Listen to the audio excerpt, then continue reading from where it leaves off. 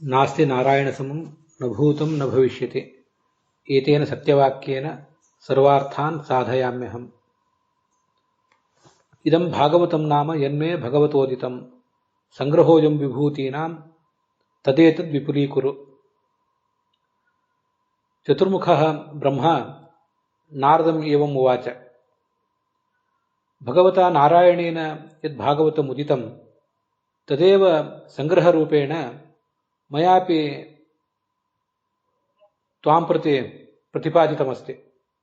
अत्र भगवतः विभूतीनां भगवतः यानि दिव्यानि जन्मानि कर्माणि च तेषां वर्णनम् अन्तर्भवति।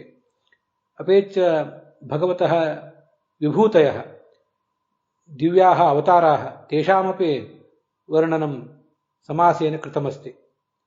सर्वमेतद् व्यासं प्रति प्रतिपादय सोऽपि व्यासः तत् विपुलीकुरुताम् अस्य समस्तस्य प्रपञ्चस्य ಶ್ರೇಯಸೆ ಇತಿ ಆದಿದೇಶ. ಭಾಗವತದ 2ನೇ ಸ್ಕಂದದ 7ನೇ ಅಧ್ಯಾಯದ 51ನೇ ಶ್ಲೋಕ ನಾವಿವತ್ತು ನೋಡಬೇಕಾದದ್ದು. ಈ 7ನೇ ಅಧ್ಯಾಯದಲ್ಲಿ ಭಗವಂತನ ಅನೇಕ ಅವತಾರಗಳು ಅದ್ರ ಬಗ್ಗೆ ಎಲ್ಲ ನೋಡಿದ್ದೇವೆ. ಭಾಗವತ ತಾತ್ಪರ್ಯ ಇದೆ. ಸುಮಾರು ಒಂದು ತಿಂಗಳ ಮೇಲೆ ನಾವು ಈ 7ನೇ ಸ್ಕಂದವನ್ನೇ ನೋಡಿದ್ದೇವೆ. ಅದರಲ್ಲಿ ಭಗವಂತನ ವಿಭೂತಿಗಳ ಸಂಗ್ರಹ ಇದೆ. ಈಗ ನಾವು ಇಷ್ಟು ದಿವಸ ನೋಡಿದ್ದು ಕೂಡ ಕೇವಲ ಸಂಗ್ರಹನೇ. ವಿಸ್ತಾರವಾಗಿ ಚತುರ್ಮುಖ ಬ್ರಹ್ಮನಿಗೆ ಪರಮಾತ್ಮ ಹೇಳಿದ್ದ, ಅದನ್ನ ನಾರದನಿಗೆ ಈ ಚತುರ್ಮುಖ ಬ್ರಹ್ಮ ಹೇಳಿದ. ಅವರೆಲ್ಲರೂ ಸಂಗ್ರಹ ರೂಪದಿಂದಲೇ ಹೇಳಿದ್ರು ಅಥವಾ ಸಂಗ್ರಹ ರೂಪದಿಂದಲೇ ಕೇಳಿದ್ರು ಕೂಡ ಕೇಳುವವರು ಹೇಳುವವರು ಬಹಳ ದೊಡ್ಡವರಾದ್ದರಿಂದ ಸ್ವಲ್ಪವೇ ಸಮಯದಲ್ಲಿ ಸ್ವಲ್ಪವೇ ಶಬ್ದಗಳಿಂದ ಮಹತ್ತಾದಂತಹ ಅರ್ಥವನ್ನು ಹೇಳಬಲ್ಲವರು. ಆ ಶಕ್ತಿ ಅವರಿಗಿರ್ತದೆ. ಆದರೆ ಚತುರ್ಮುಖ ಭಗವಂತನಿಂದ ಚತುರ್ಮುಖ ಬ್ರಹ್ಮನಿಗೆ, ಚತುರ್ಮುಖ ಬ್ರಹ್ಮನಿಂದ ನಾರದರಿಗೆ ಇದು ಬರಬೇಕು. ನಾರದರು ಹೋಗಿ ವೇದವ್ಯಾಸ ದೇವರಿಗೆ ಹೇಳಬೇಕು. ವೇದವ್ಯಾಸ ದೇವರು ಕೊನೆಯದಾಗಿ ಈ ಭಗವಂತನ ಕಥೆಯನ್ನು ವಿಸ್ತಾರವಾಗಿ ಜಗತ್ತಿಗೆ ಕೊಡಬೇಕಾಗಿದೆ. ಹೇಗೆ ಪರಮಾತ್ಮ ಚತುರ್ಮುಖ ಬ್ರಹ್ಮನಿಗೆ ಹೇಳಿದ, ಪರಮಾತ್ಮ ಹೇಗೆ ಚತುರ್ಮುಖ ಬ್ರಹ್ಮ ಹೇಗೆ ನಾರದನಿಗೆ ಸಂಕ್ಷಿಪ್ತವಾಗಿ ಹೇಳಿದ, ಹಾಗೆ ಸಂಕ್ಷಿಪ್ತವಾಗಿ ಹೇಳಿಬಿಟ್ರೆ ನಮ್ಮಂಥ ಪಾಮರರಿಗೆ ಅದು ಸಮಾಧಾನ ಕೊಡೋದಿಲ್ಲ. ಇವರಿಗೆ ಹೇಗೆ ಹೇಳಬೇಕೋ ಹಾಗೇ ಹೇಳಬೇಕು. ಅದನ್ನು ಸ್ವಯಂ ವೇದವ್ಯಾಸರೇ ಮಾಡಬೇಕು. ಕೊನೆಗೂ ಪರಮಾತ್ಮನಿಂದ ಇದು ಪ್ರಾರಂಭ ಕಂಡ ಮೇಲೆ ಪರಮಾತ್ಮನೇ ಮತ್ತೊಂದು ರೂಪದಿಂದ ಜಗತ್ತಿಗೆ ಅದನ್ನು ಕೊಡಬೇಕಾಯ್ತು. ಅದರಿಂದ ನೀನಿದನ್ನು ವಿಸ್ತಾರ ಮಾಡುವಂತ ಚತುರ್ಮುಖ ಬ್ರಹ್ಮ ನಾರದನಿಗೆ ಹೇಳುವುದರ ಅರ್ಥ ಏನು? ನೀನು ಇದನ್ನ ವೇದವ್ಯಾಸ ದೇವರಿಗೆ ಹೇಳು, ಅವರು ಅದನ್ನು ವಿಸ್ತಾರವಾಗಿ ಹೇಳಲಿ ಅಂತ ಅದರ ತಾತ್ಪರ್ಯ.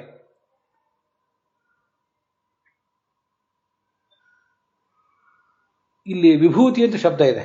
ವಿಭೂತಿ ಅನ್ನೋ ಶಬ್ದಕ್ಕೆ 2 ಅರ್ಥ. ದಿವ್ಯಾಹ ವಿಭೂತಯ ಅಂತ ಭಗವದ್ಗೀತಾದಲ್ಲೂ ಬರ್ತಿರ್ತದೆ. ಒಂದು ವಿಭೂತಿ ಅಂದ್ರೆ ಭಗವಂತನ ಅನೇಕ ಅವತಾರಗಳು, ಮತ್ಸ್ಯಕೂರ್ಮ ಮೊದಲಾದ ಅವತಾರಗಳು ಒಂದು. ಇನ್ನೊಂದು ವಿಭೂತಿ ಅಂದ್ರೆ ಭಗವಂತನ ಮಹಿಮೆಗಳು. ಹೀಗೆ ಎರಡಕ್ಕೂ ಕೂಡ ವಿಭೂತಿ ಅನ್ನೋ ಶಬ್ದವನ್ನ ಬಳಸ್ತಾರೆ. ಇಲ್ಲಿ ನಾವೀಗಾಗಲೇ ಮತ್ಸ್ಯ ಕೂರ್ಮ ಮೊದಲಾದ ಅನೇಕ ಅವತಾರಗಳು ಅದ್ರ ಬಗ್ಗೆ ಎಲ್ಲ ನೋಡಿದ್ದೇವೆ. ಕಲ್ಕಿ ಅವತಾರದವರೆಗೆ ಎಲ್ಲವನ್ನು ಕೂಡ ನೋಡಿದ್ದೇವೆ. ಆದ್ರಿಂದ ವಿಭೂತಿ ಅಂದ್ರೆ, ಭೂತಿ ಅಂದ್ರೆ ಅಸ್ತಿತ್ವ ಅಂತ ಅರ್ಥ, ವಿಭೂತಿ ಅಂದ್ರೆ ವಿಶಿಷ್ಟವಾದ ಅಸ್ತಿತ್ವ ಅಂತ ಅರ್ಥ. ಆದ್ರಿಂದ ಭಗವಂತನ ಅವತಾರಗಳು ಸರಿಯೇ, ಭಗವಂತನ ಮಹಿಮೆಗಳು ಸರಿಯೇ, ಎರಡನ್ನೂ ವಿಭೂತಿ ಅಂತ ಹೇಳ್ತಾರೆ. ಹೇಗೆ ಅದನ್ನು ವರ್ಣನೆ ಮಾಡಬೇಕು? ವ್ಯಾಸರು ಕೊನೆಯದಾಗ ಅದನ್ನು ಮಾಡಬೇಕು. ವ್ಯಾಸರಿಗೆ ಹೋಗಿ ನಾರದರು ಹೇಳಬೇಕು. ಹೇಗೆ ಅಂದ್ರೆ, ಯಥಾ ಹರವು ಭಗವತಿ ನೃಣಾಂ ಭಕ್ತಿರ್ ಭವಿಷ್ಯತಿ ಸರ್ವಾತ್ಮನಿ ಅಖಿಲಾಧಾರೆ ಇತಿ ಸಂಕಲ್ಪೆ ವರ್ಣಯ. ಈ ಭಾಗವತವನ್ನು ಕೇಳಿದ ಮಾತ್ರದಿಂದ ಜನಸಾಮಾನ್ಯರಿಗಾದವರಿಗೂ ಕೂಡ ಭಕ್ತಿ ಬರಬೇಕು ಭಗವಂತನಲ್ಲಿ. ಆ ಥರ ಅದನ್ನು ಮುಂದೆ ಮಾಡಬೇಕಾಗಿದೆ. ಭಗವಂತನ ಬಗ್ಗೆ ಭಕ್ತಿ ಬರಬೇಕು. ಎಂಥವನು ಭಗವಂತ ಅಂದ್ರೆ ಸರ್ವಾತ್ಮನಿ ಅಖಿಲಾಧಾರೆ, ಸಮಸ್ತ ಪ್ರಪಂಚಕ್ಕೂ ಅವನ ಆಧಾರ ಮತ್ತು ಸರ್ವಾತ್ಮ, ಎಲ್ಲರ ಅಂತರ್ಯಾಮಿ ಕೂಡ ಹೌದು. ಅಂಥ ಭಗವಂತನ ಬಗ್ಗೆ ಭಕ್ತಿ ಬರಬೇಕಾಗಿದೆ. ಅದರ ದೃಷ್ಟಿಕೋನ ಒಟ್ಟಾರೆ ಸಮಸ್ತ ಪ್ರಪಂಚದಲ್ಲಿಯೂ ಭಗವಂತನನ್ನ ಜಡಗಳಲ್ಲಿ, ಚೇತನಗಳಲ್ಲಿ, ಸ್ಥಾವರಗಳಲ್ಲಿ, ಜಂಗಮಗಳಲ್ಲಿ ಎಲ್ಲಾ ಕಡೆಯೂ ಕೂಡ ಭಗವಂತನನ್ನು ಕಾಣುವಂಥ ಭಕ್ತಿ ಬರಬೇಕಾಗಿದೆ. ಅದನ್ನು ಮುಂದೆ ಭಾಗವತದಲ್ಲಿ ಹೇಳ್ತಾರೆ. ಮನುಷ್ಯ ಹುಟ್ಟಿ ಬಂದ ಮೇಲೆ ಏರಬೇಕಾದ ಅತಿ ದೊಡ್ಡ ಎತ್ತರ ಅಂದ್ರೆ ಏನು? ಎಲ್ಲ ಕಡೆಯೂ ಭಗವಂತನನ್ನು ಕಾಣುವುದು. ಏತಾವಾನೇವ ಲೋಕೇಸ್ಮಿನ್ ಪುಂಸಾಂ ಸ್ವಾರ್ಥ ಪರಸ್ಪೃತಃ, ಮುಂದೆ ಭಾಗವತದಲ್ಲಿ ಒಂದು ಕಡೆ ಬರೋದು. ಒಂದು ದೊಡ್ಡ ಸ್ವಾರ್ಥ ಅಂದ್ರೆ ಅವನ ಸಂಕುಚಿತವಾದ ಸ್ವಾರ್ಥ ಅಂತ ಅರ್ಥ ಅಲ್ಲ. ಅವನು ಗಳಿಸಬೇಕಾದಂಥ ಒಂದು ದೊಡ್ಡ ಪ್ರಯೋಜನ ಏನು? ಏಕಾಂತ ಭಕ್ತಿರ್ ಗೋವಿಂದೆ ಯತ್ ಸರ್ವತ್ರ ತದೀಕ್ಷಣಂ. ಭಗವಂತನಲ್ಲಿ ಗಾಢವಾದ ಭಕ್ತಿ ಬರಬೇಕು. ಹಾಗೆ ಸರ್ವತ್ರ ಎಲ್ಲ ಕಡೆಯೂ ಅವನನ್ನು ಕಾಣುವಂಥ ದೃಷ್ಟಿಕೋನ ಬರಬೇಕು. ಅಂಥ ಭಕ್ತಿ ಬರಬೇಕಾದ್ರೆ ಅದು ಭಾಗವತದಿಂದ ಸಾಧ್ಯ. ಅದನ್ನ ನೀನು ವರ್ಣನೆ ಮಾಡುವಂತ ಚತುರ್ಮುಖ ಬ್ರಹ್ಮ ನಾರದರಿಗೆ ಹೇಳ್ತಿದ್ದಾರೆ. ನೀನು ಮಾಡು ಅಂದ್ರೆ ನೀನು ಅದನ್ನ ವೇದವ್ಯಾಸ ದೇವರಿಗೆ ಹೋಗಿ ಹೇಳು. ಆ ವೇದವ್ಯಾಸ ದೇವರು ಅದನ್ನ ಜಗತ್ತಿಗೆ ಯಾವ ರೂಪದಲ್ಲಿ ಕೊಡಬೇಕೋ ಆ ರೂಪದಲ್ಲಿ ಕೊಡಲಿ. ಹೀಗದ್ರ ತಾತ್ಪರ್ಯ. ಯಾಕೆ ಹೀಗೆ? ಇಂಥ ಗ್ರಂಥದ ಅವಶ್ಯಕತೆ ಏನಿದೆ ಈ ಸಮಾಜಕ್ಕೆ ಅಂದ್ರೆ, ನೃಜನ್ಮನಿ ನತುಷ್ಯೇತ ಕಿಂ ಫಲಂ ಯಮನಶ್ವರೆ ಕೃಷ್ಣೇ ಯದ್ಯಪವರ್ಗೇಶೆ ಭಕ್ತಿ ಸ್ಯಾನ್ ನಾನಪಾಯಿನಿ. ನಮಗೆ ಮನುಷ್ಯ ಜನ್ಮ ಬಂದಿದೆ, ಹೌದು. ಮನುಷ್ಯ ಜನ್ಮ ಬಂದಿದೆ ಅಂತ ನಮ್ಮ ಬೆನ್ನು ನಾವೇ ತಟ್ಟಿಕೊಂಡ್ರೆ ಅದರಿಂದ ಏನು ಲಾಭ? ಪ್ರಾಣಿಗಳಿಗಿಂತ ನಾವು ಕೀಳಾಗಿ ಬದುಕಿದ್ರೆ ನಮಗೆ ಅದರಿಂದ ಏನೂ ಲಾಭ ಇಲ್ಲ. ನಮ್ಮಷ್ಟಕ್ಕೆ ನಾವೇ ಮನುಷ್ಯರಿಗಿಂತ ನಾವು ಎಲ್ಲ ಪ್ರಾಣಿಗಳಿಗಿಂತ ದೊಡ್ಡವರಿದ್ದೀವಿ ಅಂತ ಭಾವಿಸಿಕೊಂಡ್ರೆ, ಹಾಗೆ ನಾವು ತೃಪ್ತಿ ಪಟ್ಕೊಂಡ್ರೆ ಅದರಿಂದ ಏನೂ ಉಪಯೋಗ ಇಲ್ಲ. ಯಾಕೆಂದ್ರೆ ಯಮನಶ್ವರೆ, ಒಂದಲ್ಲ ಒಂದು ಕಾಲದಲ್ಲಿ ನಮ್ಮೆಲ್ಲರ ಸಂಬಂಧಗಳನ್ನು, ನಮ್ಮನ್ನು ಯಮ ಸೆಳೆದುಕೊಂಡು ಹೋಗ್ತಾನೆ. ನಮ್ಮನ್ನು ಒಬ್ಬರನ್ನು ಸೆಳೆದುಕೊಂಡು ಹೋದರೆ ಇನ್ನು ಉಳಿದವರಿಗೆಲ್ಲ ನಮ್ಮ ಜೊತೆಗಿರುವ ಸಂಬಂಧಗಳೆಲ್ಲ ಅಲ್ಲೇ ಭಗ್ನ ಆಗಿ ಹೋಗ್ತಾರೆ. ಹಾಗಾಗಿ ಜಗತ್ತನ್ನು ನಶ್ವರ ಅಂತ ಬೇರೆ ಬೇರೆ ಕಡೆ ಅನೇಕ ಕಡೆ ಹೇಳ್ತಿರ್ತಾರೆ. ಯಮನಶ್ವರ ಅಂತ ಇಲ್ಲಿ ಶಬ್ದ ಪ್ರಯೋಗ ಮಾಡಿದ್ದಾರೆ. ಯಮನ ಕಾರಣದಿಂದಾಗಿ ಇದು ನಶ್ವರ ಅಂತ. ಒಬ್ಬನನ್ನ ಯಮ ಸೆಳ್ಕೊಂಡು ಹೋದ್ರೆ ಅವನು ಯಾರೋ ಒಬ್ಬನಿಗೆ ಗಂಡ ಆಗಿರ್ತಾನೆ, ಇನ್ಯಾರೋ ಒಬ್ಬರಿಗೆ ಹೆಂಡತಿ ಆಗಿರ್ತಾಳೆ, ಮತ್ತೆ ಯಾರೋ ಒಬ್ಬರಿಗೆ ತಂದೆ ತಾಯಿ. ಅವನೊಬ್ಬ ಹೋದ್ರೆ ಒಂದೆರಡು ಕೆಲವು ಸಂಬಂಧಗಳೆಲ್ಲ ಭಗ್ನ ಆಗಿ ಹೋಗ್ತಾರೆ. ಅದಕ್ಕಾಗಿ ಈ ಜಗತ್ತನ್ನು ಯಮನಶ್ವರ ಅಂತ ಹೇಳೋದು. ಮತ್ತೆ ಅವನು ಸತ್ತು ಹೋದ್ರೆ ಅವನ ಸಂಪತ್ತು, ನಾವಿಲ್ಲಿರುವ ತನಕ ನಮ್ಮ ಸಂಪತ್ತು, ನಮ್ಮ ಮನೆ ಅನ್ನೋದಕ್ಕೆ ಅರ್ಥ. ನಾವೇ ಹೋದ ಮೇಲೆ ಅದು ನಮ್ಮ ಹೆಸರಿಂದ ಅದು ರಿಜಿಸ್ಟರ್ಡ್ ಆಗಿದ್ರೂ ಕೂಡ ಆ ಸಂಪತ್ತಿಗೆ ಏನು ಅರ್ಥನೂ ಇಲ್ಲ. ಹೀಗೆ ಯಮನ ಕಾರಣದಿಂದಾಗಿ, ಯಮ ಒಂದಲ್ಲ ಒಂದು ದಿವಸ ನಮ್ಮನ್ನು ಸೆಳ್ಕೊಂಡು ಹೋಗ್ತಾನೆ ಅನ್ನೋ ಕಾರಣಕ್ಕಾಗಿ ಈ ಜಗತ್ತು ನಶ್ವರ. ಅಂಥ ಜಗತ್ತಿನ ಬಗ್ಗೆ, ಅಂಥ ಜಗತ್ತಿನ ನಡುವೆ ನಾವಿದ್ದೇವೆ. ಅದರಿಂದ ನಮ್ಗೆ ಆಗಬೇಕಾದ ಫಲ ಏನು? ಕೃಷ್ಣೇ ಯದಿ ಅಪವರ್ಗೇಶೆ, ನಮಗೆ ಮುಕ್ತಿಯನ್ನು ಕೊಡುವವನು ಭಗವಂತ. ಅವನಲ್ಲಿ ಕೊನೆ ಇಲ್ಲದಂತಹ ಭಕ್ತಿ ಬರಬೇಕು ನಮಗೆ. ಅನೇಕ ಥರದ ಸಾಂಸಾರಿಕ ತಾಪತ್ರಯಗಳಿಂದ ನಾವು ಜರ್ಜರಿತರಾದರೂ ಕೂಡ ಎಂದೂ ಕುಸಿಯದೇ ಇರುವಂಥ ಭಕ್ತಿ ಬರಬೇಕು. ಇಷ್ಟೆಲ್ಲ ಮಾಡಿದೆ ದೇವರಿಗೆ, ಇದರಿಂದ ಏನು ಫಲ ಅಂತ ನಮ್ಮ ಮನಸ್ಸು ಯಾವುದೋ ಒಂದು ಸೂಕ್ಷ್ಮ ಪರಿಸ್ಥಿತಿಯಲ್ಲಿ ಅದಕ್ಕೆ ಬಲಿ ಬಿದ್ದು ಭಕ್ತಿಯನ್ನೇ, ಭಗವಂತನ ಆರಾಧನೆಯನ್ನೇ ಮರುವ ಪರಿಸ್ಥಿತಿ ಬರಬಾರ್ದು. ಎಂದೂ ನಾಶಕ್ಕೊಳಗಾಗದೇ ಇರುವಂಥ, ಯಾವತ್ತೂ ಡೇಂಜರಿಗೆ ಒಳಗಾಗದೇ ಇರುವಂಥ ಭಕ್ತಿ ನಮಗೆ ಬರಬೇಕು. ಅದಿಲ್ಲದೆ ಹೋದರೆ ನೃಜನ್ಮನಿ ನತುಷ್ಯೇತ, ಮನುಷ್ಯನಾಗಿ ಹುಟ್ಟಿದ್ದಕ್ಕೆ ನಾವು ಸಂತೋಷ ಪಟ್ಟರೆ ಉಪಯೋಗ ಇಲ್ಲ. ಇಲ್ಲಿ ಇದೊಂದು ವ್ಯಾಕರಣದ ಅಂಶ ಗಮನಿಸಿರಿ. ನೃಜನ್ಮನಿ ನತುಷ್ಯೇತ, ನ ತುಷ್ಯೇತ ಅಂತ ಕರ್ಮಣಿ ಪ್ರಯೋಗ ಇದೆ. ಕರ್ಮಣಿ ಪ್ರಯೋಗದ ವಿಧಿಲಿಂಗ ಲಕಾರ ಇದೆ. ಕರ್ತರಿ ಪ್ರಯೋಗ ಆಗಿದ್ರೆ ಅಲ್ಲಿ ಸಾಮಾನ್ಯವಾಗಿ ಅದು ಯಾವ ಭಾಷೆಯಲ್ಲಿ ಆದರೂ ಅಷ್ಟೇ, ಕನ್ನಡದಲ್ಲಿ ಆದರೂ ಅಷ್ಟೇ, ಇಂಗ್ಲೀಷ್ನಲ್ಲಿ ಆದರೂ ಅಷ್ಟೇ, ಆಕ್ಟಿವ್ ವಾಯ್ಸ್ ಪ್ರಯೋಗ ಮಾಡಿದರೆ, ಕರ್ತರಿ ಪ್ರಯೋಗ ವಾಕ್ಯ ಪ್ರಯೋಗ ಮಾಡಿದರೆ ಅದಕ್ಕೊಂದು ಕರ್ತೃವನ್ನು ಹೇಳಿರ್ತಾರೆ.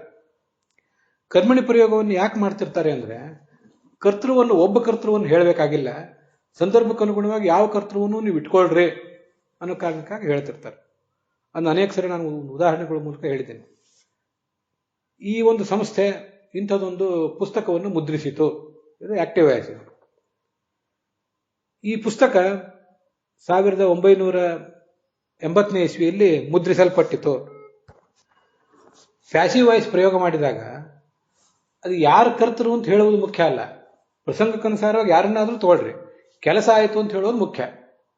ಅದಕ್ಕಾಗಿ ದಿಸ್ ವಾಸ್ ಎಸ್ಟಾಬ್ಲಿಷ್ಡ್ ಇನ್ 1995 ಅಂತ ಹೀಗೆಲ್ಲ ಹೇಳಿದರೆ, ಎಸ್ಟಾಬ್ಲಿಷ್ಡ್ ಅನ್ನೋದು ಮುಖ್ಯ ಅಷ್ಟೇ, ಯಾವ ಕರ್ತೃ ಅನ್ನೋದು ಮುಖ್ಯ ಅಲ್ಲ. It is printed long ago ಅಂತ ಹೇಳಿದರೆ ಅದು ಪ್ರಿಂಟೆಡ್ ಆಯಿತು ಅನ್ನೋದು ಮುಖ್ಯ ಅಷ್ಟೇ. ಈಗ ನೃಜನ್ಮನಿ ನತುಷ್ಯೇತ ಅಂತ ಶಬ್ದ ಇದೆಯಲ್ಲ, ಮನುಷ್ಯ ಜನ್ಮ ಬಂತು ಅಂತ ಸಂತೋಷ ಪಡಲ್ಪಡಬಾರದು ಅಂತ ಅದಕ್ಕೆ ಅರ್ಥ. ಯಾರಿಂದ ಸಂತೋಷ ಪಡಲ್ಪಡಬಾರದು ಅಂದರೆ, ಮನುಷ್ಯನಾಗಿ ಹುಟ್ಟಿದಂತಹ ನಾನೂ ಕೂಡ ಅದರಿಂದ ಸಂತೋಷ ಪಡಬಾರ್ದು. ಮನುಷ್ಯನಾಗಿ ಹುಟ್ಟುಬಿಟ್ಟೆ, ಬಹಳ ದೊಡ್ಡ ಕೆಲಸ ಮಾಡಿಬಿಟ್ಟೆ ಅಂತ ನಮ್ಮ ಬೆನ್ನು ನಾವು ತಟ್ಕೋಬಾರ್ದು. ಹುಟ್ಟಿಸಿದ ತಂದೆ ತಾಯಂದರು, ಬಂಧುಗಳು, ನಮಗೊಂದು ಮಗು ಹುಟ್ಟಿತು ಅಂತ ಭಾರಿ ಸಂಭ್ರಮದಿಂದ ಕುಣಿದಾಡುವುದರಲ್ಲೂ ಏನು ಅರ್ಥ ಇಲ್ಲ. ಅದಕ್ಕೆ ಬೇಕಾದ ಅಧ್ಯಯನ ಇಲ್ಲದೆ ಹೋದರೆ, ಶಾಸ್ತ್ರದ ಭಕ್ತಿಯ ಒಂದು ಅಭ್ಯಾಸ ಇಲ್ಲದೆ ಹೋದರೆ, ಮನುಷ್ಯನಾಗಿ ನಾವು ಹುಟ್ಟಿದ್ದಕ್ಕೂ ಸಂತೋಷ ಪಡಬೇಕಾಗಿಲ್ಲ. ನಮ್ಮನ್ನು ಹುಟ್ಟಿಸಿದ ತಂದೆ ತಾಯಿ, ಸಮಾಜ, ಬಂಧುಗಳು ಯಾರೂ ಕೂಡ ಇಂಥ ಒಂದು ಮಗು ಹುಟ್ಟಿತು ಅಂತ ಸಂಭ್ರಮ ಪಡುವುದರಲ್ಲಿ ಅರ್ಥ ಇಲ್ಲ. ಅದಕ್ಕೆ ಇನ್ನೂ ಕೆಲವು ಅರ್ಥಗಳನ್ನು ಹೇಳ್ತಾರೆ ವ್ಯಾಖ್ಯಾನಕಾರರು. ಆಸ್ಫೋಟಯಂತಿ ಪಿತರಃ ಪ್ರನೃತ್ಯಂತಿ ಪಿತಾಮಹಾಃ ವೈಷ್ಣವೋಸ್ಮತ್ ಕುಲೇ ಜಾತಃ ಸನಃ ಸಂತಾರಯಿಷ್ಯತಿ ಅಂತ ಕೃಷ್ಣಾಮತ್ ಮಹಾನವದಲ್ಲಿ ಬರೋ ಶ್ಲೋಕ. ನಿಮ್ಮ ವಂಶದಲ್ಲಿ ಒಂದು ಮಗು ಹುಟ್ಟಿದರೆ, ಆ ಮಗುವಿನ ಯೋಗ್ಯತೆ ಹಾಗಿದ್ರೆ ಪಿತೃಗಳು, ನಿಮ್ಮ ಗತಿಸಿದ ತಂದೆ ಕಡೆಯಿಂದ, ತಾಯಿ ಕಡೆಯಿಂದ, ಮತ್ತೆ ಅಗ್ನಿಶ್ವಾತ, ಬರಿಹಿಷತ ಮೊದಲಾದ ಪಿತೃಗಳು, ಯಮ, ಸೋಮ, ಕವ್ಯವಾಹನ ಮೊದಲಾದ ಪಿತೃಗಳು, ಅವರು ಆಸ್ಫೋಟಯಂತೆ ತೊಡೆ ತೋಳು ತಟ್ಟಿ ಸಂತೋಷ ಪಡ್ತಾರಂತೆ. ಇನ್ನೂ ಹೆಚ್ಚು ಸಂತೋಷ ಆದರೆ ಕುಣದಾಡೇ ಬಿಡ್ತಾರೆ. ಯಾಕೆಂದ್ರೆ ಒಬ್ಬ ಭಗವದ್ಭಕ್ತನ ಮನೆಯಲ್ಲಿ ಹುಟ್ಟಿದ, ಅವನು ತನ್ನ ನಡತೆಯಿಂದ, ತನ್ನ ನಡೆ ನುಡಿಯ ಮೂಲಕ ನಮ್ಮ ವಂಶವನ್ನು ಮುನ್ನಡೆಸ್ತಾನೆ, ನಮಗೊಂದು ಕೀರ್ತಿ ತರ್ತಾನೆ, ಸಂತೋಷ ಪಡ್ತಾರಂತ. ಅದರಿಂದ ಸಂತೋಷ ಯಾರು ಪಡ್ತಾರೆ ಅಂದ್ರೆ, ಸರಿಯಾದ ಜೀವನ ನಡೆಸಿದ್ರೆ, ಆಚಾರ ವಿಚಾರ ಸಂಪನ್ನವಾದ ಜೀವನ ನಡೆಸಿದ್ರೆ ಅದರಿಂದ ನಿನಗೂ ಸಂತೋಷ, ನಿನ್ನ ಹುಟ್ಟಿಸಿದ ತಂದೆ ತಾಯಿಗಳಿಗೆ ಸಂತೋಷ, ಪಿತೃಗಳಿಗೆ ಸಂತೋಷ, ಭಗವಂತನಿಗೂ ಸಂತೋಷ. ಅದಕ್ಕಾಗಿ ಹೀಗೆ ತರದ್ದು ಕರ್ಮಣಿ ಪ್ರಯೋಗ ಮಾಡಿದ್ದಾರೆ, ಪ್ಯಾಸಿವ್ ವಾಯ್ಸ್ ಪ್ರಯೋಗ ಮಾಡಿದ್ದಾರೆ. ಆಕ್ಟಿವ್ ವಾಯ್ಸ್ ಪ್ರಯೋಗ ಮಾಡಿದರೆ ಯಾರೋ ಒಬ್ಬರಿಗೆ ಸೀಮಿತ ಆಗ್ತಿತ್ತು. ಪ್ಯಾಸಿವ್ ವಾಯ್ಸ್ ಪ್ರಯೋಗ ಮಾಡುವ ಮೂಲಕ ಭಗವಂತ, ಪಿತೃದೇವತೆಗಳು, ನೀನು, ನಿನ್ನ ತಂದೆ ತಾಯಿ ಎಲ್ಲಿಗೂ ಕೂಡ ಇದೊಂದು ಸಂತೋಷ ಆಗ್ತದೆ, ಸರಿಯಾದ ರೀತಿಯಿಂದ ಬದುಕಿದ್ರೆ. ಬದುಕದೆ ಹೋದ್ರೆ ಅದರಿಂದ ಯಾವ ಲಾಭವೂ ಇಲ್ಲ. ಆ ಥರ ಜೀವನ ನಡೆಸಿದ್ರಿಂದ ಯಾವುದೇ ಲಾಭ ಇಲ್ಲ. ನೃಜನ್ಮನಿ ನತುಷ್ಯೇತ, ನೀವು ಸಂತೋಷ ಪಡುವುದಕ್ಕೆ ಅರ್ಥ ಇಲ್ಲ ಅಂತ ಹಾಗೊಂದು ಪ್ರಯೋಗ ಮಾಡಿದ್ದಾರೆ. ಕಿಂ ಫಲಂ ಯಮನಶ್ವರೇ, ಕಿಂ ಅಂತಿದೆಯಲ್ಲ, ಏನು ಫಲ ಅಂತ ಕ್ವೆಶ್ಚನ್ ಅಲ್ಲ ಅದು, ಏನೂ ಫಲ ಇಲ್ಲ ಅಂತ ಅಬ್ಜೆಕ್ಷನ್, ಅದು ಆಕ್ಷೇಪ. ಆಕ್ಷಿಪ್ಯತೆ ಕಿಮಿತ್ಯೇತತ್ ಯತಃ ಅಲ್ಪ ಫಲತ, ಸುಮ್ಮನೆ ನೆಗ್ಲಿಜಿಬಲ್ ಫಲ. ಹುಟ್ಟಿದ್ರಿ, ಏನೋ ಒಂದು ವಿದ್ಯಾಭ್ಯಾಸ ಮಾಡಿದ್ರಿ, ಮತ್ತೊಂದು ಏನೋ ಉದ್ಯೋಗ ಪಡ್ಕೊಂಡ್ರಿ, ಒಂದಿಷ್ಟು ದುಡ್ಡು ಗಳಿಸಿದ್ರಿ, ಮದುವೆ ಮಾಡ್ಕೊಂಡ್ರಿ, ಮಕ್ಕಳು ಮಾಡ್ಕೊಂಡ್ರಿ ಅಂದ್ರೆ ಬಹಳ ನೆಗ್ಲಿಜಿಬಲ್ ಫಲ ಆಯಿತು. ಅದರಿಂದ ಏನು ಸಂತೋಷ ಪಡಬೇಕಾದ ಸಂಗತಿ ಅಲ್ಲ ಅದು ಅಂತ ಆಚಾರ್ಯರು ಅದಕ್ಕೆ ಭಾಗವತ ತಾತ್ಪರ್ಯದಲ್ಲಿ ಅದನ್ನು ವರ್ಣಿಸ್ತಾರೆ. ಕಿಂ ಸ್ಯಾದ್ ವರ್ಣಾಶ್ರಮಾಚಾರೈ, ಕಿಂ ಸ್ಯಾದ್ ವರ್ಣಾಶ್ರಮಾಚಾರೈ, ಯಾವ ವರ್ಣದಲ್ಲಿ ಹುಟ್ಟಿದ್ದೀರಿ, ಯಾವ ಆಶ್ರಮದಲ್ಲಿದ್ದೀರಿ ಅನ್ನೋದು ತಕ್ಕಂತೆ ಹೇಗೆ ಆಚಾರ ವಿಚಾರ ಮಾಡಬೇಕು ಅನ್ನೋದ್ರ ಬಗ್ಗೆ ಮನುಷ್ಯನಿಗೆ ಟ್ರೈನಿಂಗ್ ಮಾಡ್ತಾರೆ. ಆ ಪ್ರಕಾರ ಅವನು ಮಾಡ್ತಾ ಹೋಗ್ತಾನೆ. ಏನು ದಾನ ಮಾಡಬೇಕು, ಯಾವ್ಯಾವ ಋತುಗಳಲ್ಲಿ ಏನೇನು ದಾನ ಮಾಡಬೇಕು, ಚಳಿಗಾಲದಲ್ಲಿ ಏನು ಮಾಡಬೇಕು, ಮಳೆಗಾಲದಲ್ಲಿ ಏನು ಮಾಡಬೇಕು, ಪಿತೃಕಾರ್ಯ ನಡೆದಾಗ ಏನು ದಾನ ಮಾಡಬೇಕು, ಎಲ್ಲ ಕಡೆ ಶಾಸ್ತ್ರ ಇದೆ. ಬೇಕಾಷ್ಟು ತಪಸ್ಸು ಮಾಡಲಿಕ್ಕೆ ಶಾಸ್ತ್ರದ ಏನೇ ಬೇರೆ ಬೇರೆ ಥರ ತಪಸ್ಸು ಹೇಳಿದ್ದಾರೆ, ಅಧ್ಯಯನ ಹೇಳಿದ್ದಾರೆ. ಬೇಕಾಷ್ಟು ಸಂಸ್ಕೃತದಲ್ಲಿ ವಿದ್ವಾಂಸರಾಗಿದ್ದೇನೆ, ವ್ಯಾಕರಣ ತಿಳಿದಿದೆ. ಸರ್ವಾಘಗ್ನೋತ್ತಮ ಶ್ಲೋಕೆ ನಚೇತ್ ಭಕ್ತಿ ರಥೋಕ್ಷದೆ, ನಮ್ಮೆಲ್ಲ ಪಾಪಗಳನ್ನು ನಾಶ ಮಾಡುವ ಭಗವಂತನಲ್ಲಿ ನಮ್ಮ ಪ್ರತ್ಯಕ್ಷದ ಮಿತಿಯಿಂದ ದೂರ ಇರುವ ಭಗವಂತ ಅಧೋಕ್ಷಜ ಅಂದರೆ, ಮತ್ತು ನಮ್ಮೆಲ್ಲರ ಪಾಪಗಳನ್ನು ಪರಿಹಾರ ಮಾಡುವಂಥವನು. ಅಂತಹ ಭಗವಂತನಲ್ಲಿ ಭಕ್ತಿ ಮೂಡದೆ ಹೋದರೆ, ಭಕ್ತಿ ಮೂಡುವ ಪ್ರಯತ್ನನೇ ಶ್ರವಣ, ಮನನ, ಧ್ಯಾನ. ಅದು ಮಾಡದೆ ಹೋದರೆ ನೀವು ನಿಮ್ಮ ವರ್ಣಕ್ಕೆ ತಕ್ಕಂತೆ, ನಿಮ್ಮ ಆಶ್ರಮಕ್ಕೆ ತಕ್ಕಂತೆ ಅನೇಕ ಥರದ ಶಾರೀರಿಕ ಮಾನಸಿಕ ಕಷ್ಟಗಳನ್ನೆಲ್ಲ ಅನುಭವಿಸಿ ಅಷ್ಟೆಲ್ಲ ಕಷ್ಟಪಟ್ಟಿದ್ದರಿಂದ ಏನು ಉಪಯೋಗ? ಹಾಗಾದರೆ ನೀವು ಬೆಳಿಗ್ಗೆ ಎದ್ದು ಸ್ನಾನ, ಕಷ್ಟಪಟ್ಟು ಧರ್ಮಾಚರಣೆ, ವ್ರತ, ಉಪವಾಸ ಮಾಡಬಾರ್ದು ಅಂತಲ್ಲ. ಎಲ್ಲದರದಕ್ಕೂ ಫಲ ಏನಂದರೆ ಜ್ಞಾನ ಪಡೆಯುವುದೇ ಫಲ. ಭಗವದ್ಗೀತಾ ಅದನ್ನು ಹೇಳ್ತದೆ, ಸರ್ವಂ ಕರ್ಮಾಖಿಲಂ ಪಾರ್ಥ ಜ್ಞಾನೇ ಪರಿಸಮಾಪ್ಯತೆ. ಏನು ಕರ್ಮ ಮಾಡ್ತಿರಲ್ಲ ಆ ಎಲ್ಲ ಕರ್ಮದ ಫಲ ಜ್ಞಾನವನ್ನು ಪಡ್ಕೊಳ್ಳುವುದೇ. ಜ್ಞಾನವನ್ನು ಕೊಡದೇ ಹೋದರೆ ಆ ಕರ್ಮ ಮಾಡಿದ್ದೆಲ್ಲ ವ್ಯರ್ಥ ಅಂತ ಅದ್ರ ತಾತ್ಪರ್ಯ. ಮಯಾ ವರ್ಣಯತೋ ಮುಷ್ಯ ಈಶ್ವರಸ್ಯ ಅನುಮೋದತಃ ಶೃಣ್ವತಃ ಶ್ರದ್ಧೆಯ ನಿತ್ಯಂ ಮಾಯಾತ್ಮ ನಮುಷ್ಯತೆ. ಕೊನೆಯ ಶ್ಲೋಕ ಅದು ಆ 7ನೇ ಅಧ್ಯಾಯದಲ್ಲಿ. ಮಾಯಾಂ, ಭಗವಂತನ ಮಾಯೆಯನ್ನು ಇಲ್ಲಿವರೆಗೆ ನಾವು ಕೇಳಿದ್ದೆಲ್ಲ ಭಗವಂತನ ಮಾಯೆ. ಮಾಯೆ ಅಂದರೆ ಕಣ್ಕಟ್ಟಲ್ಲ, ಭಗವಂತನ ಮಹಿಮೆ. ಇದನ್ನ ಒಂದು ಕಡೆ ಒಂದು ಮನೆಯಲ್ಲಿ ಒಂದು ಮಠದಲ್ಲಿ ಕೂತು ಕೇಳಿದರೆ ಅದರಿಂದ 3 ಜನರಿಗೆ ಲಾಭ ಆಗ್ತದೆ. ಅದು ಯಾರು ಅಂದರೆ ಹೇಳುವವನೊಬ್ಬ, ಇನ್ನೊಬ್ಬ ಕೇಳುವವನು, ಮತ್ತೊಬ್ಬ ಅನುಮೋದನೆ ಮಾಡುವವನು ಅಂತ. ಅನುಮೋದನೆ ಮಾಡುವುದು ಅಂದರೆ ಸಂಸ್ಕೃತದಲ್ಲಿ ಅದಕ್ಕೆ ಬೇಕಾದ ವ್ಯವಸ್ಥೆ ಮಾಡುವನು. ಹೇಳೋರೆಲ್ಲೋ ಇರ್ತಾರೆ, ಕೇಳುವವರು ಮತ್ತೆಲ್ಲೋ ಇರ್ತಾರೆ. ಅವ್ರನ್ನೆಲ್ಲ ಕರೆದು ಒಂದು ಕಡೆ ಕನ್ವೀನ್ ಮಾಡಿ ಇಷ್ಟೆಲ್ಲ ಆದ್ಮೇಲೆ ಹೇಳ್ತಾ ಇದ್ದಾಗ ಇದು ಚೆನ್ನಾಗಿದೆ, ಇನ್ನೊಂದ್ಸರಿ ಹೇಳಿ ಅಂತ ಅದನ್ನ ಅನುಮೋದನೆ ಮಾಡೋದು, ಒನ್ಸ್ ಮೋರ್ ಅಂತ ಅನ್ನೋದು, ಸಂತೋಷ ಪಡುವುದು ಏನಿದೆ, ಎನ್ಕರೇಜ್ ಮಾಡೋದು, ಇದಕ್ಕೆಲ್ಲ ಅನುಮೋದನೆ ಅಂತಾರೆ. ವರ್ಣನೆ ಮಾಡುವುದು ಅಂದರೆ ಹೇಳುವವ್ರ ಕೆಲಸ, ಶ್ರವಣ ಮಾಡುವುದು ಅಂದರೆ ಕೇಳುವವ್ರ ಕೆಲಸ, ಅನುಮೋದನ ಅಂದರೆ ಅದಕ್ಕೆ ಬೇಕಾದ ವ್ಯವಸ್ಥೆ, ಅದಕ್ಕೆ ಬೇಕಾದ ಎನ್ಕರೇಜ್ಮೆಂಟ್, ಇದನ್ನೆಲ್ಲ ಮಾಡುವವರು ಅನುಮೋದಕರು. ಇದು ಭಗವಂತನ ಮಹಿಮಾ. ಇದನ್ನು ನಾವು ಕೇಳ್ತಾ ಇದ್ರೆ, ಷಣ್ವತಃ ಇದನ್ನು ಕೇಳ್ತಾ ಇದ್ರೆ, ನಮಗೆಲ್ರಿಗೂ ಹೇಳ್ತಾ ಇದ್ರೆ, ಅನುಮೋದನೆ ಮಾಡ್ತಾ ಇದ್ರೆ, ಈ ಒಂದು ಪ್ರವೃತ್ತಿ ಟೆಂಡೆನ್ಸಿ ಮುಂದುವರೆದ್ರೆ ಮಾಯೆಯ ಆತ್ಮ ನಮುಷ್ಯತೆ. ಭಗವಂತನ ಮಾಯೆ ನಮ್ಮನ್ನೆಲ್ಲ ಸೆಳೆದು ಈ ಜಗತ್ತಿನಲ್ಲಿ ಇಟ್ಟಿದೆಯಲ್ಲ, ನಾವು ಮೇಲೇರದಂತೆ ನಮ್ಮನ್ನು ಕೆಳಗೆದು ಅದು ಬಿಟ್ಟುಬಿಟ್ಟಿದೆ. ನಮಗೇನು ಮಾಡಬೇಕು ಅನ್ನೋ ಎಚ್ಚರವೇ ಇಲ್ಲ. ಅಂಥ ಮಾಯೆಗೆ ನಾವೀಗ ಸಿಲುಕಿ ಮೋಹಕ್ಕೆ ಹೊಂದಿದ್ದೀವಲ್ಲ, ಆ ಮೋಹ ನಮ್ಮನ್ನು ಕವಿಯೋದಿಲ್ಲ. ನಾವು ಎಚ್ಚರದಿಂದ ಇರ್ಲಿಕ್ಕೆ ಸಾಧ್ಯ ಆಗ್ತದೆ, ಮನುಷ್ಯ ಸನ್ಮಾರ್ಗದಲ್ಲಿ ಇರ್ಲಿಕ್ಕೆ ಸಾಧ್ಯ ಆಗ್ತದೆ ಅಂತ ಅದರ ತಾತ್ಪರ್ಯ. ಮಾಯಾಂ ವರ್ಣಯತೋ ಮುಷ್ಯ ಈಶ್ವರಸ್ಯ ಅನುಮೋದತಃ. ಇನ್ನೊಂದು ಸುಮ್ಮನೆ ಪ್ರಾಸಂಗಿಕವಾಗಿ ಅರ್ಥ ಹೇಳ್ತೇನೆ. ಅನುಮೋದನೆ ಮಾಡುವವರು ಯಾರು? ನಾನು ಹೇಳಿದೆ, ಹೇಳುವವರೊಬ್ಬರು ಆಚಾರ್ಯರು, ಕೇಳುವವರು ಜನರು. ಅನುಮೋದನೆ ಮಾಡುವವರು ಅಂದರೆ ಆಚಾರ್ಯನ ಕರೆಸಿ ಅವ್ರಿಗೆ ಹೇಳಿ ಅಂತ ರಿಕ್ವೆಸ್ಟ್ ಮಾಡಿಕೊಂಡು ಆಮೇಲೆ ಅದಕ್ಕೆ ಬೇಕಾದ ವಾತಾವರಣ ಕಲ್ಪನೆ ಮಾಡುವವರಿಗೆ ಅನುಮೋದಕರು ಅಂತಾರೆ. ಅಲ್ಲಿ ಈಶ್ವರಸ್ಯ ಅನುಮೋದತಃ ಅಂತಿದೆಯಲ್ಲ, ಅದು ಅನ್ವಯ ಇದು ಸಂಸ್ಕೃತದಲ್ಲಿ ಮಾತ್ರ ಸಾಧ್ಯ. ಈಶ್ವರಸ್ಯ ಮಾಯಾಮ್, ಈಶ್ವರನ ಮಾಯೆ, ಈಶ್ವರಸ್ಯ ಅನುಮೋದತಃ. ಎರಡು ಕೂಡ ಅನ್ವಯ ಮಾಡಿದರೆ ಈಶ್ವರನ ಮಾಯೆಯನ್ನು ಒಬ್ಬ ಹೇಳಬೇಕು, ಕೆಲವರು ಕೇಳಬೇಕು. ಈಶ್ವರಸ್ಯ ಅನುಮೋದತಃ, ಈಶ್ವರ ಅದನ್ನು ಒಳಗೆ ಕೂತ್ಕೊಂಡು ಕೇಳ್ತಾ ಇರ್ತಾನೆ. ಮುಖ್ಯವಾಗಿ ನಮಗೆ ಹೇಳುವಂತೆ ನಿಮಗೆ ಕೇಳುವಂತೆ ಪ್ರೇರಣೆ ಮಾಡಿದವರು ಯಾರು? ಇನ್ಯಾರು? ಕೆಲವು ಸರಿ ಯಾವಾಗ ಮಾಡಬೇಕು ಅಂತಿರ್ತೇವೆ ಅವಾಗ ಮಾಡ್ಲಿಕ್ಕೆ ಆಗೋದಿಲ್ಲ. ಯಾವಾಗ ಮಾಡ್ತೀವಿ ಅಂತ ಅನ್ಕೊಂಡಿರ್ತೇವೆ ಅವಾಗ ಅನಿರೀಕ್ಷಿತವಾಗಿ ಕೇಳುವ ಹೇಳುವ ಯೋಗ ಬರ್ತಿರ್ತದೆ. ಹಾಗಾದ್ರೆ ಅನುಮೋದನೆ ಮಾಡಿದವನು ಯಾರು? ಕನ್ವಿನ್ ಮಾಡಿದವನು ಯಾರು? ಎನ್ಕರೇಜ್ ಮಾಡಿದವನು ಯಾರು? ಭಗವಂತನೇ. ಆದ್ರಿಂದ ಅವನ ಮಾಯೇನು ಒಬ್ಬ ಹೇಳಲಿಕ್ಕೆ ಸಾಧ್ಯ ಆಯ್ತು, ಒಬ್ಬ ಕೇಳಲಿಕ್ಕೆ ಸಾಧ್ಯ ಆಯ್ತು. ಆದ್ರಿಂದ ಅದೇ ಹೀಗೆ ಸಂಸ್ಕೃತದಲ್ಲಿ ಅದನ್ನು ನೀವು ಈಶ್ವರಸ್ಯ ಅನ್ನೋ ಶಬ್ದವನ್ನು ಈಶ್ವರಸ್ಯ ಮಾಯಾಮ್, ಈಶ್ವರನ ಮಾಯೆಯನ್ನ ಅನುಮೋದತಃ ಈಶ್ವರಸ್ಯ. ಸತಿ ಸಪ್ತಮಿ ಪ್ರಯೋಗ ಹೇಗೋ ಹಾಗೆ ಸತಿ ಷಷ್ಠಿ ಪ್ರಯೋಗ.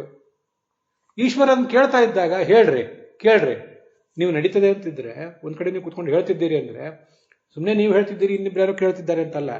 ಈಶ್ವರ ನಿಂತು ಹೇಳ್ತಿದ್ದಾನೆ ಒಳಗೆ, ಈಶ್ವರ ನಿಂತು ಕೇಳ್ತಿದ್ದಾನೆ ಅಂತ ತಿಳ್ಕೊಂಡ್ರೆ ನಮಗೆ ಈ ಮಾಯೆ ಬರೋದಿಲ್ಲ. ಇಲ್ಲದೆ ಹೋದ್ರೆ ಈಶ್ವರ ಇದನ್ನು ಹೇಳ್ತಿದ್ದಾನೆ, ಅವನ ಮಹಿಮೆ ಇದು ಅಂತ ಗೊತ್ತಿಲ್ಲದೆ ಹೋದ್ರೆ ನಾನು ಹೇಳಿದೆ ಅಂತ ನನಗೆ ಅಹಂಕಾರ ಬರ್ತದೆ, ನಾನು ಕೇಳಿದೆ ಅಂತ ನಿಮಗೆ ಅಹಂಕಾರ ಬಂದು ಇಬ್ರು ಹಾಳಾಗಿ ಹೋಗ್ತೇವೆ. ಈಶ್ವರನೇ ಇದನ್ನ ವ್ಯವಸ್ಥೆ ಮಾಡಿದ್ದಾನೆ, ಅವನೇ ಹೇಳಿದ್ದಾನೆ, ಅವನೇ ಕೇಳಿದ್ದಾನೆ, ನಮ್ಮನ್ನ ಅವನು ಆ ಮೂಲಕ ಅಪ್ಡೇಟ್ ಮಾಡಿದ್ದಾನೆ ಅಂತ ತಿಳ್ಕೊಂಡ್ರೆ ಅದರಿಂದ ನಮಗೆ ಈ ಸಂಸಾರದಲ್ಲಿ ಯಾವುದೇ ರೀತಿಯಾದ ಮೋಹ ಬರೋದಿಲ್ಲ ಅಂತ ಅದರ ಅರ್ಥ. ಅದರೊಂದಿಗೆ ಈ 2ನೇ ಸ್ಕಂದದ 7ನೇ ಅಧ್ಯಾಯದ 55ನೇಯ ಶ್ಲೋಕ ಸಮಾಪ್ತ ಆಗಿದೆ. ಇವತ್ತಿನ ಭಾಗನೂ ಕೂಡ ಸಮಾಪ್ತ ಆಗಿದೆ. ಹುಸಿಯ ನಾಡಿ ಹೊಟ್ಟೆ ಹೊರೆವ ವಿಷಯದಲ್ಲಿ ರಸಿಕನೆಂದು ಹುಸಿಗೆ ಹಾಕಿದಿರುವ ಇನ್ನು ಹೃಷಿಕೇಶನೇ, ಈಶನಿನ್ನ ಚರಣ ಭಜನೆ ಆಸೆಯಿಂದ ಮಾಡುವ ದೋಷ ರಾಶಿ ನಾಶ ಮಾಡು ಶ್ರೀಶಕೇಶವ. ಶ್ರೀಕೃಷ್ಣಾರ್ಪಣ ಮಸ್ತು.